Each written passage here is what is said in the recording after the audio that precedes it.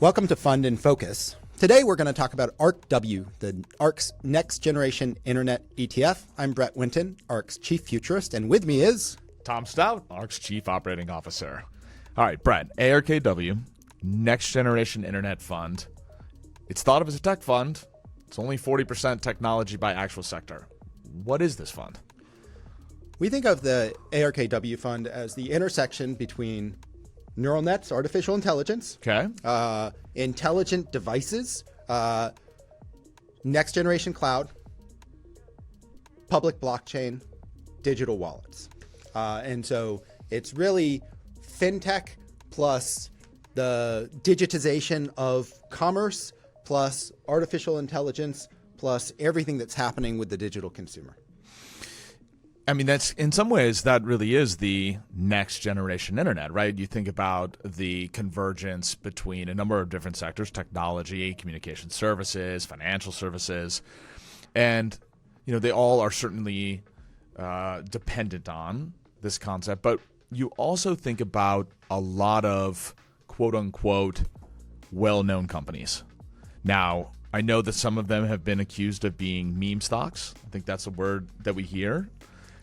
Why aren't these meme stocks, especially some of these names that are very well known? Well, can you give me sure? Let's go. A meme stock? What's the no? I don't. Coinbase some would, but I think let's talk about a few of these. We have the Roku, we have Coinbase, we have DraftKings, we have Block.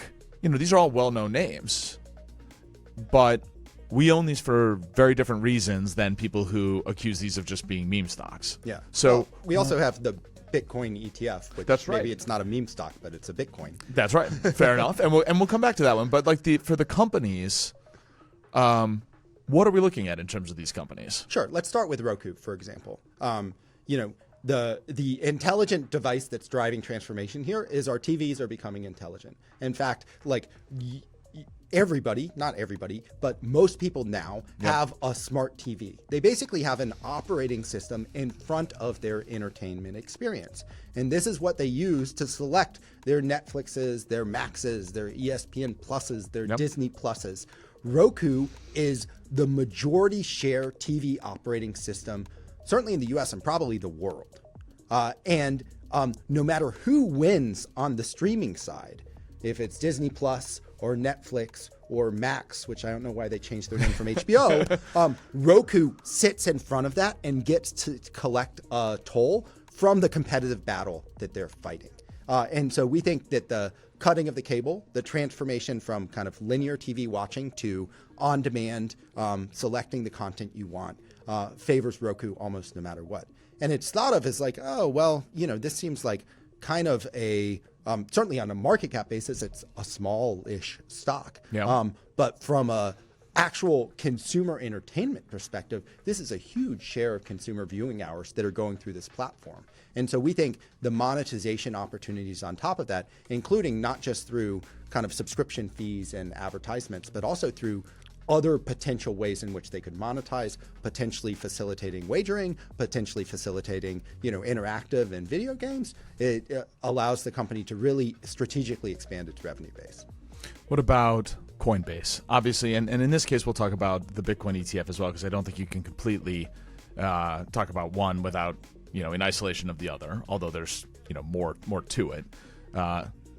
What do you think about Coinbase, especially maybe even with the ETF actually coming into the marketplace? Sure. So we think of public blockchains as being really three simultaneous revolutions that are occurring.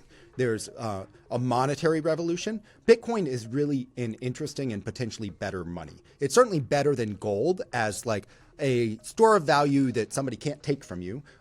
But for, a lot of emerging market currencies, it might be better than those. Yeah. And so the way we think about Bitcoin is it's like an exposure that people are going to take as an alternative money, and that will lead to a lot of price appreciation. Then there's a financial revolution that's going on that's really separate from the monetary revolution. And the financial revolution is through smart contracting platforms like Solana and Ethereum that allow people to really turn what were previously complex agreements between lawyers into pieces of code that can auto-execute and don't rely upon a big balance sheet of a bank in order to be sure that the transaction is going to go through. So you no longer need Morgan Stanley to be like, yes, I'm going to make sure this contract is followed. You have the Ethereum blockchain or the Solana blockchain to make sure it's followed. And that's Coinbase's real exposure, or its differentiated exposure, is it both facilitates people accessing these smart contracting protocols and helps those smart contracting protocols develop and execute.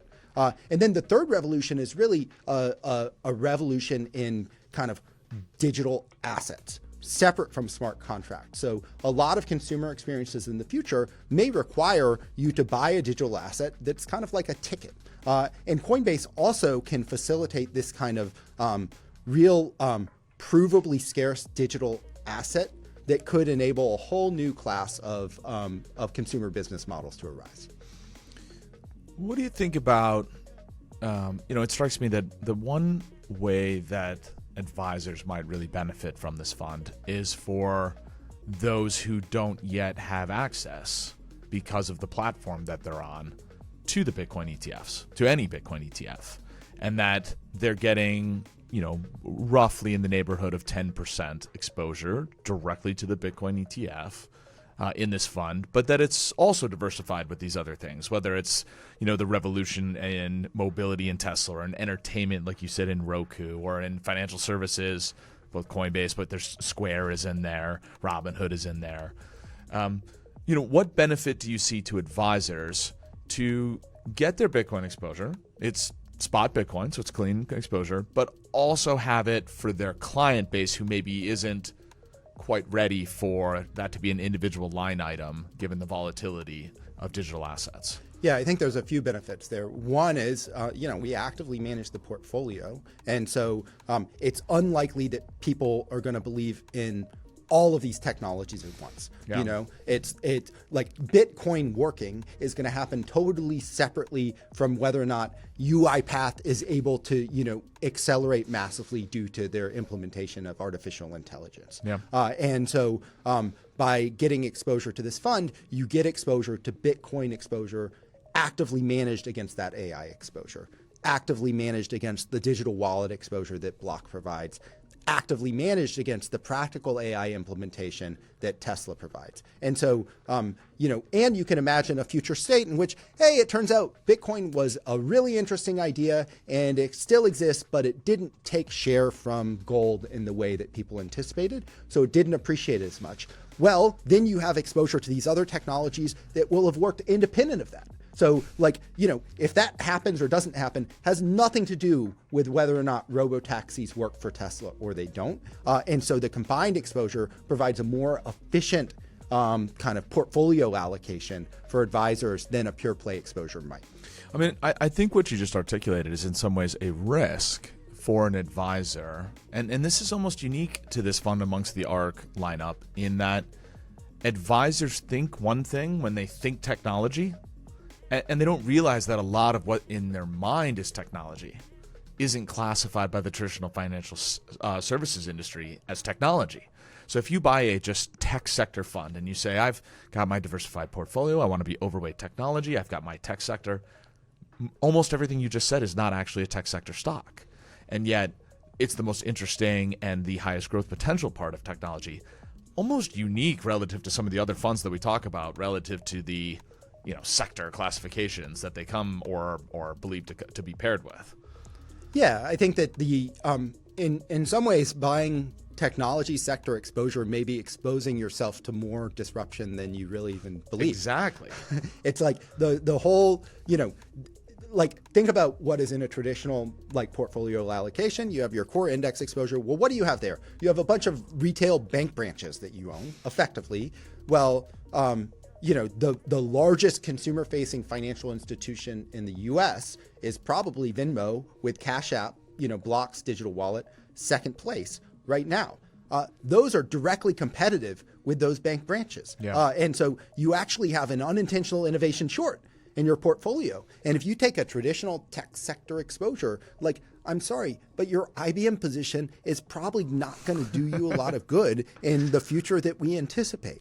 And even, by the way, like your Mag 6 exposure to Apple, actually, you might be behind the 8 ball a little bit on how quickly AI is moving. And I can tell you, because if I ask Siri, like, am I behind the 8 ball? Siri would have no idea what I'm talking about because it hasn't changed in 10 years. So I think that there's actually a better way to get exposure to technology, which is to focus purely on the disruptive innovation that's going to change our lives over the course of this decade. And that's what this and all of our funds, frankly, try to provide for advisors and clients. So, I think having heard this conversation, an advisor might say, well, okay, that's all good, but that means you have a lot of overpriced, highly valued, highly speculative names that make up this portfolio that you're calling the new technology, effectively. I mean, next generation internet, it's effectively what it's saying. And I was struck when I looked at the Morningstar analysis coming into this that the price to book, the price to sales, and the price to cash flow for ARKW are all lower than the tech sector benchmark for the category it prices. It's slightly higher on price to earnings, but it's lower. It's actually cheaper on price to sale, price to cash flow, and price to book. What's your reaction to that? That flies exactly in the face of what most investors or advisors think about or really try to question us on this portfolio. Well, for one thing, I think there's a market dynamic where people are feeling really risk sensitive now. And so they have backed into benchmarks. And so that kind of like those traditional core benchmark exposures are probably relatively overvalued compared to the types of companies that we seek out, where we think you really have a call option on technology that could appreciate, hyper meaningfully over the course of the business cycle. Then two, this is like, we underwrite our positions as if they're never going to trade at an abnormally high multiple. So we carry, for every security, we carry it forward 5 years, say, what's this going to look like? And what if I'm a forced buyer to private equity at that time? And we have a required return hurdle in our underwriting of at least 15% compounded. So more than doubling over 5 years. And for a lot of positions, because of what you're talking about, it's well north of that. And so, frankly, like, people have decided that anything that isn't, generating cash flow today, they're not interested in, which means they're leaving aside a lot of really valuable assets. Well, and I think that's interesting because if you are going to use that benchmark, certainly, for the last year, a little over a year, ARKW has performed well, but not quite as well as some of these quote unquote tech benchmarks. But then you look at it and you realize that from a contribution to return standpoint, all of that outperformance is basically the Magnificent Six, which is in your S&P 500 exposure. So if I'm an advisor that believes in this, it's really about toggling up or down my core S&P 500 and then deciding from a timing standpoint when I want to heavy up on ARKW, because you're not really overpaying on a relative basis for all the reasons I just mentioned relative to the core.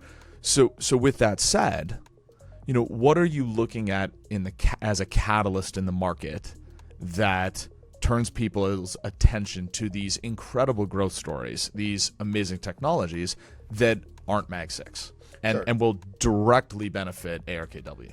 Yeah. I mean, well, one, there's the macro catalyst that I think is eventually going to come. The interest rate cycle will turn at some point. The consumer is already showing signs of being a little panicky here. There's, credit card delinquency rates are way up. Like, there's a lot of signs that cracks are appearing in the economy. And so if the macro cycle turns, that should result in kind of innovation style exposures outperforming, more traditional exposures just generally.